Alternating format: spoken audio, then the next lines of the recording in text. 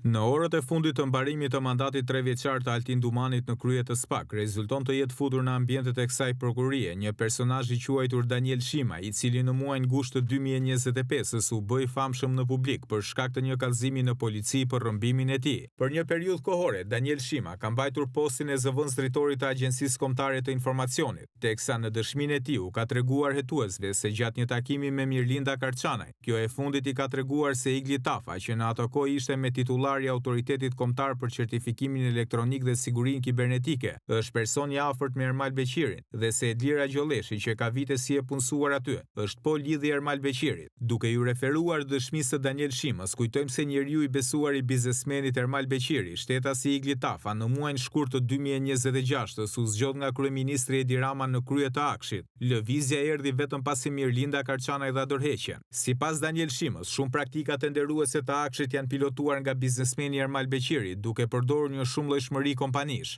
Interesi shoqërive që futen në këto procedura prokurimi të diktuara dhe të orientuara nga biznesmeni Ermal Beqiri është përfitimi një përqindje të caktuar të vlerës së tenderit, duke patur parasysh që puna në të vërtet do të kryhet nga vetë kompania në pronësitë e tij, Soft and Solution. Ish-zyrtari Daniel Shima ka treguar në SPAK dhe për 2 procedurat e prokurimit, mirëmbajtja e depove farmaceutike dhe implementimi i infrastrukturës së desktopëve virtual për Autoritetin e Aviacionit Civil. Sipas tij, në eksperiencën shumëvjeçare brenda Akshit, gjasat janë që kriteret të vijnë për të skualifikuar dhe kualifikuar konkurrent të caktuar. Daniel Shima ka deklaruar se Mirlinda Karçanaj i ka bërë me dije se biznesmeni Horizon dhe Soft Solution Ermal Beqiri i kishte propozuar në kohë të ndryshme që të punsonte në Akshi persona të njohur të tij, duke identifikuar të tillë si Suela Ajon dhe Meri Manaj. Ndër të tjera, Daniel Shima ka treguar në SPAK se punësimet kanë ndodhur ndërkohë që ai ka qenë zëvendës drejtor, duke shpjeguar se pavarësisht se procedura është kryer formalisht, emrat ishin vendosur paraprakisht nga Karçanaj dhe Beqiri, duke treguar se qëllimi ka qenë qartësisht që personat e njohur të Ermal Beqirit të punësoheshin në Akshi për arsye që të favorizonin interesat e subjekteve të tij. Ndërkohë, lidhur me procedurën e prokurimit për shtimin e funksionaliteteve të menaxhimit dhe raportimit të incidenteve kibernetike, Daniel Shima ka deklaruar në SPAK se Karçanaj ja ka bërë me dije se në këtë procedurë do të merrte pjesë Ermal Beqiri, duke nënkuptuar se ajo ishte koordinuar me Beqirin që ai të shpallej fitues.